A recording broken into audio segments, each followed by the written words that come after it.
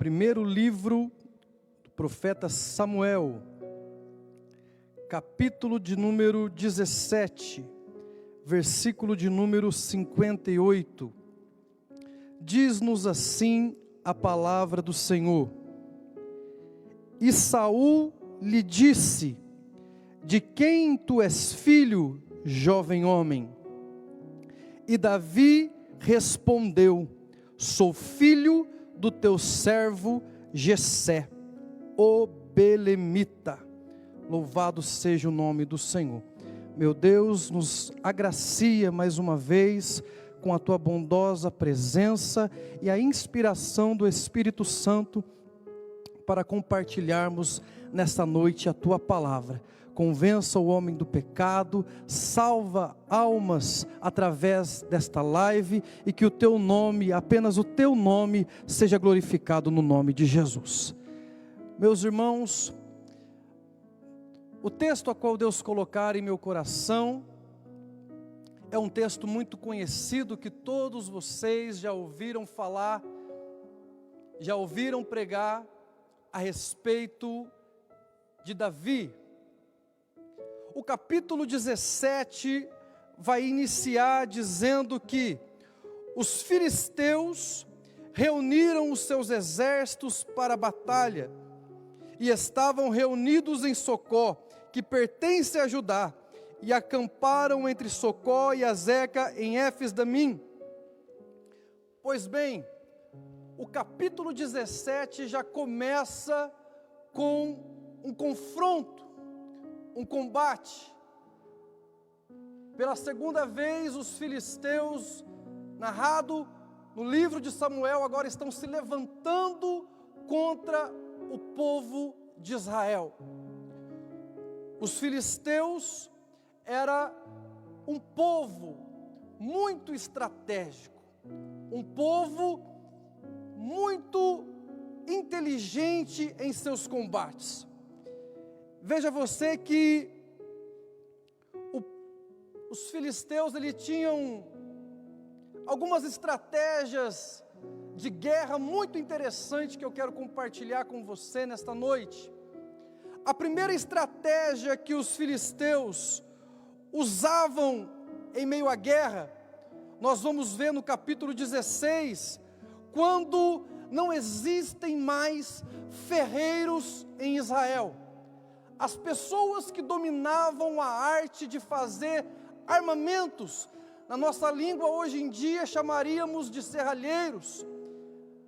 Em um possível combate contra Israel, os filisteus usam a seguinte estratégia: eles pegam, após vencerem a batalha, eles pegam os ferreiros, estes homens habilitados no conhecimento de fabricar armas, de afiar utensílios, ferramentas, até mesmo para o trabalho no campo, e levam juntamente consigo cativos.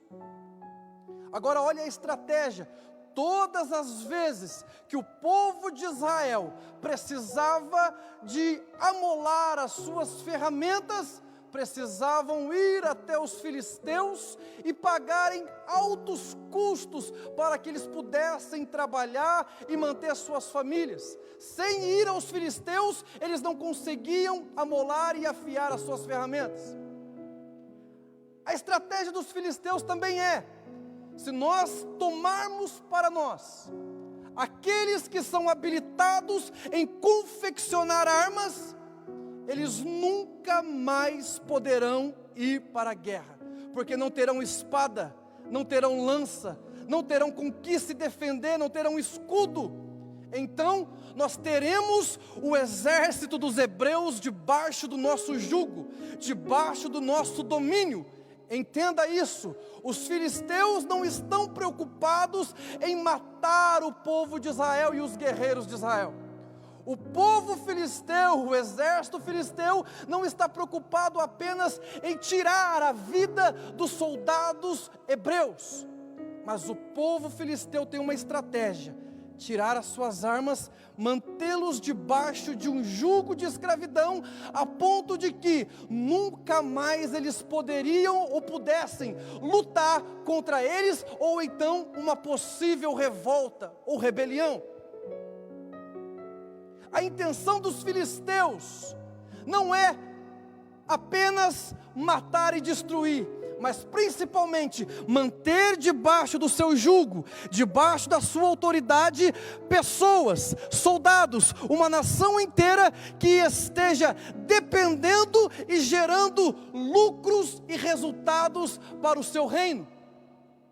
Esta é a primeira estratégia dos filisteus que eu vejo na Bíblia Sagrada.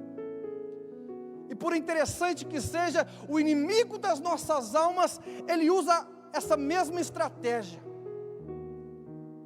Ele entra nos nossos exércitos, ele tenta tocar os ferreiros. Irmão Elric, quem são os ferreiros? Aqueles que estão habilitados a transmitir a palavra do Senhor, aqueles que estão habilitados a munir o exército de Deus com ferramentas para ir para o combate.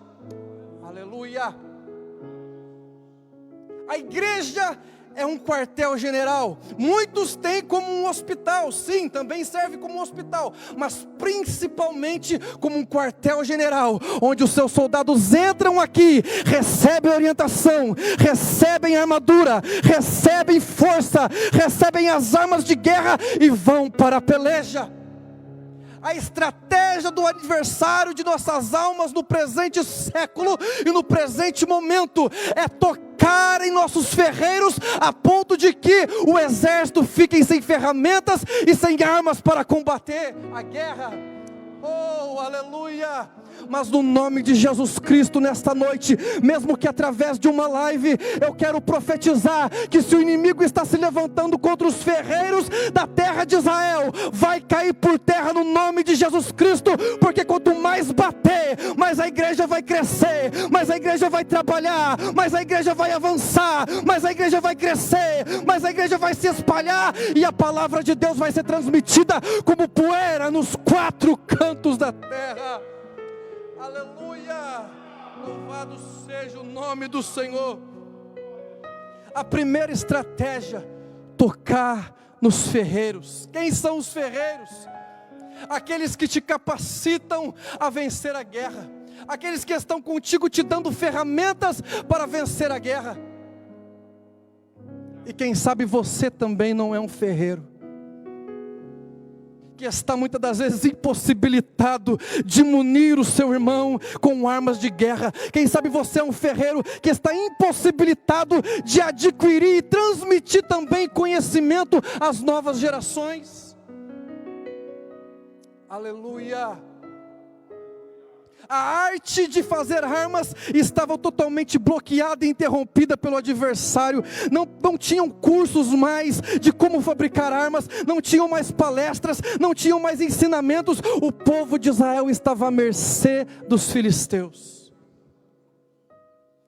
Mas eu tenho uma boa notícia para você, que essa primeira estratégia foi vencida por Israel. Sabe por quê? Porque o Deus que nós servimos, Ele não precisa de espada, Ele não precisa de lança, Ele não precisa de escudo, Ele não precisa de armas bélicas de guerra. Apenas que uma pessoa use a fé e enfrente os desafios, já é o suficiente para o meu Deus e o teu Deus ganhar a guerra. Oh, aleluia! Nesse primeiro combate, nessa primeira estratégia, Deus levanta a Jonatas e com a sua capacidade eloquente, cheio do Espírito Santo, em 2 pessoas ele desbarateia um exército inteiro e coloca todos eles em confusão. Agora, a segunda estratégia que os filisteus gostam muito de usar, nós vamos entrar no capítulo 17. E nós vamos ver os filisteus se posicionando para a guerra em cima do monte. Todo o exército, quando vai para a batalha, tem uma preocupação e tem um medo, pastor Miriam. O principal medo é de perder os seus homens, é de que vidas se percam na guerra. Com os filisteus não é diferente. Olha a estratégia, eles pensam assim: se nós levantarmos o nosso exército para o combate, podemos perder vidas. Eles têm ao lado deles o Deus de Israel, e também é muito preocupante que eles nos vençam. Mas nós temos uma carta na manga, nós temos um gigante filisteu por nome de Golias. Vamos fazer o seguinte: em vez de combate todo mundo, vamos propor para eles um duelo.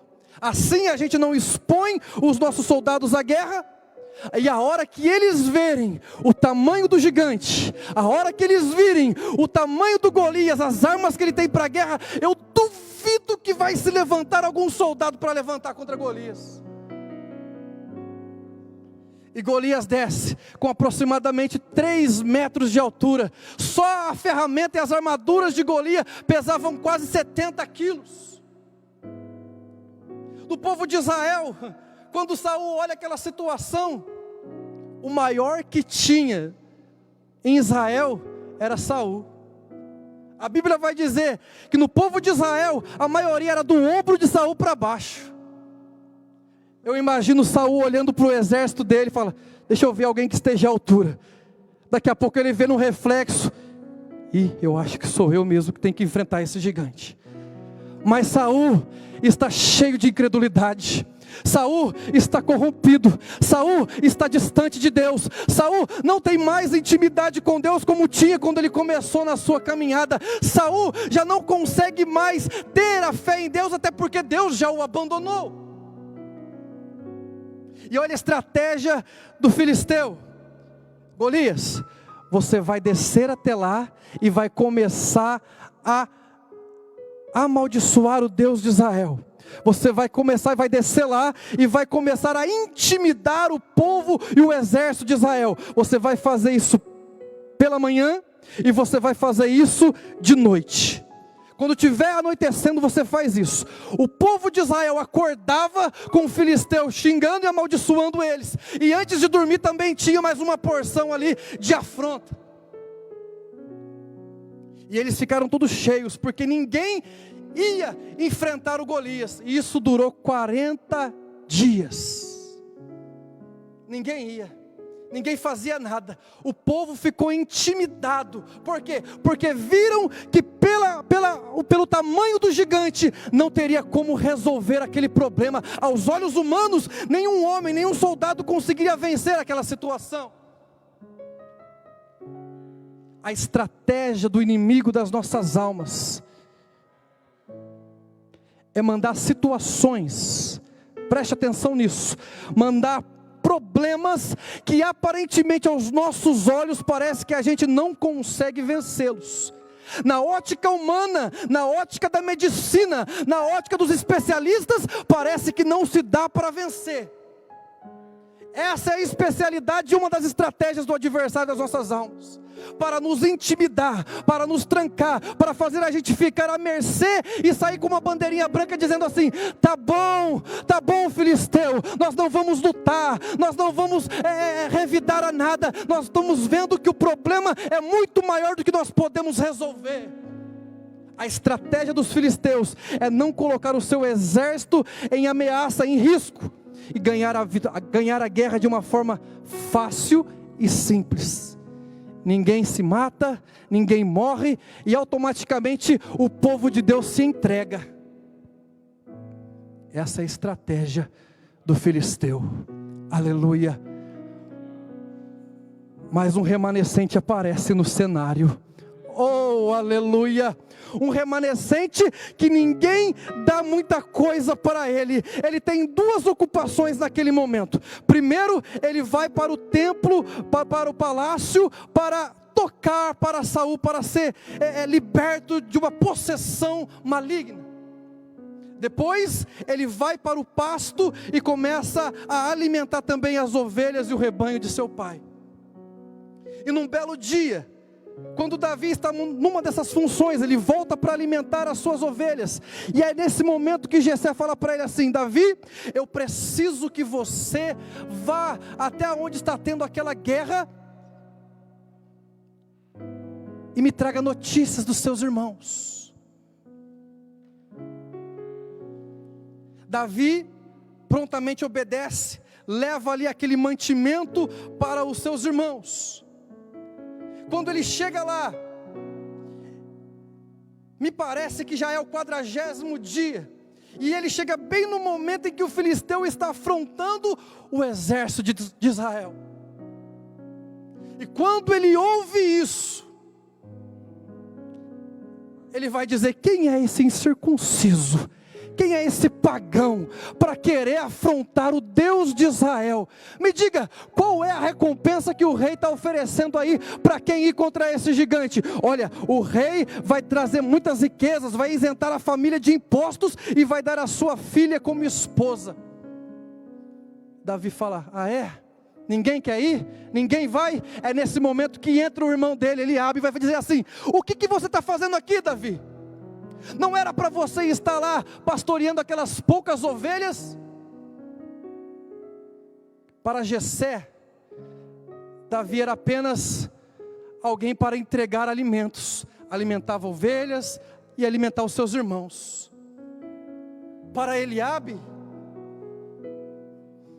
Jessé era apenas um pastor de ovelhas. Quando alguém apresenta Davi para Saul, Saul vai dizer para ele assim: você não passa de um simples rapaz, e esse é guerreiro desde a sua infância. Para Jessé, um entregador de alimentos. Para Eliabe, apenas um pastor de ovelhas. Para Saul, um jovem rapaz. Mas para Deus, e é esse que é o importante, era o futuro e o mais novo rei de Israel. Oh, aleluia! Não importa o que as pessoas digam, não importa qual seja o rótulo que colocaram em você, o importante é aquilo que Deus está dizendo ao teu respeito. E Deus tem pensamentos de paz para a minha e para a tua vida. E se Ele disse que é reino, se prepare, porque o reino vai chegar. Oh, aleluia!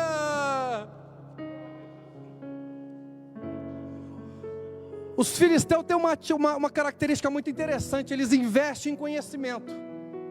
E quem investe em conhecimento usa pouco a força do braço. Quem se preocupa em aprender, usa pouco a força da emoção, usa pouco a força do braço, usa pouco decepções. Por quê? Porque se preparou, investiu em conhecimento, e agora as coisas vêm de uma forma mais tranquila. Quem investe em conhecimento usa pouco a força do braço. Aleluia. E Davi está lá indo para a guerra. Ele se oferece, se coloca. Preste atenção nisso, já estou terminando. Saul vai dizer para ele assim: Davi, já que não tem outro, vai você mesmo. Coloque aqui essas armaduras, coloque aqui essas roupas que são minhas, para facilitar o combate. Saul representa a incredulidade. Saul representa a falta de comunhão. Saul representa o distanciamento de Deus. Saul representa estratégias terrenas. E agora Saul está se despindo de suas roupas e colocando em alguém que está cheio do Espírito Santo. Sabe qual é a consequência de quando alguém cheio do Espírito Santo se veste com aquilo que não é para ele vestir, com as ferramentas do mundo? O que aconteceu? Davi vai dizer para ele assim: Saul, eu não consigo andar. Todas as vezes que a igreja tentar usar a estratégia mundana, tentar usar como se fosse algo para atrair pessoas para a igreja, usando estratégias mundanas, meu Deus do céu, a perspectiva e a expectativa é de ter um congelamento, e a igreja não consegue avançar. Mas todas as vezes que a igreja disser assim: eu não preciso de espada nem de escudo, porque eu vou em nome do Senhor dos exércitos. Oh, aleluia! A vitória é garantida, a vitória é certa. Pega apenas um bastão, pega apenas um alforje, pega apenas 5 pedrinhas e vai, porque Deus está contigo e a vitória é garantida. Aleluia! E é interessante, nessa guerra a gente vê 3 características de pessoa. Jessé, aquele que quer saber o que está acontecendo na guerra, ele não sabe o que está acontecendo. Nós temos os soldados, até mesmo os irmãos de Davi, que sabem o que está acontecendo, mas estão de braços cruzados. Existem 3 classes de pessoas, pastor Miriam. A classe que nem sabe o que está acontecendo, a classe que cruza os braços e vê o que está acontecendo, mas existem alguns remanescentes que ainda fazem acontecer. Oh, aleluia! Qual classe você pertence? Louvado seja o nome do Senhor. Está difícil, está estreito, se levante como um remanescente e faça aquilo que Deus colocou nas tuas mãos para fazer. Aleluia! Resumindo a história, Davi vence a guerra, e agora Saul vai perguntar no último versículo: de quem tu és filho, jovem? E Davi vai responder: sou filho do teu servo Jessé. É a 3ª vez que alguém fala para Saul que Davi é filho de Jessé, e parece que ele não tinha entendido ainda. É a 3ª vez e parece que ele não entendeu o mistério ainda do que está acontecendo. Saul estava com seus olhos tampados, mas quando ele resolve finalmente ouvir o que Davi está dizendo e de quem que ele é filho, Davi vai responder para ele: eu sou filho de Jessé, o belemita. Oh, aleluia, louvado seja o nome santo do Senhor.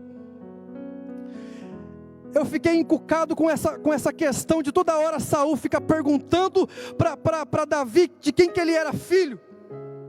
E a Bíblia nos mostra que o nome Jessé vem de uma raiz hebraica que significa presente de Deus. E deriva de uma palavra que significa Deus existe. Presente de Deus e Deus existe. Olha que Deus está querendo dizer para Saul, e Saul não está entendendo. Ei, Saul, você pensa que está mandando em alguma coisa, mas eu ainda existo, aleluia. Segundo, eis que estou enviando o meu presente, e é Ele quem vai governar Israel, e através dele eu vou fazer grandes prodígios e proezas. Oh, aleluia. E para finalizar, assim como Davi e Jessé significa presente de Deus, Deus existe, e essa foi uma resposta de Deus para vencer o gigante. A resposta que Deus dá para a minha e para a sua vida nessa noite, para vencer esse gigante, para vencer essa dificuldade, é que Deus já te enviou há mais de 2000 anos atrás um presente.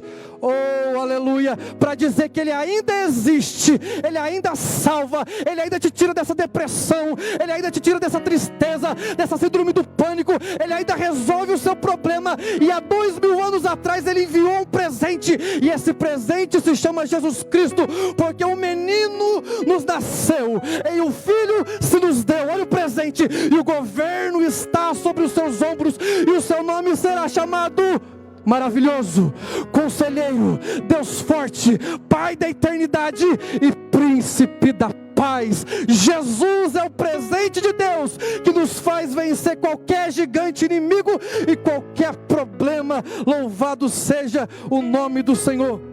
E para concluir eu digo, nunca foi sobre Davi.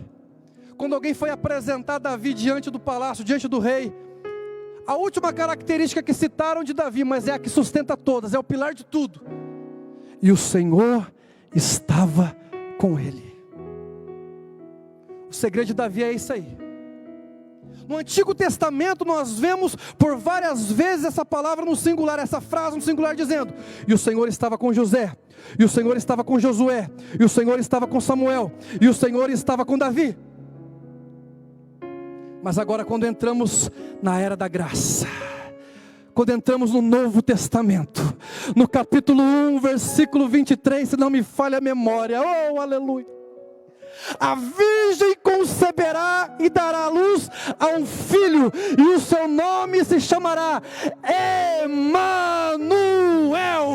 Deus conosco. Não está mais no singular, não está apenas usando uma pessoa, não tem apenas sacerdotes como mediadores, não, mas agora Deus está com todos nós, e todos nós temos acesso ao trono, porque Deus está está conosco, não está apenas com uma placa de igreja, não está apenas com uma cidade, com um bairro, com um país. Ele está ao alcance de todas as nações, todos os povos, todas as raças, tribos, línguas, nações, para dizer: eu sou o caminho, a verdade e a vida. Que Deus em Cristo vos abençoe em nome de Jesus.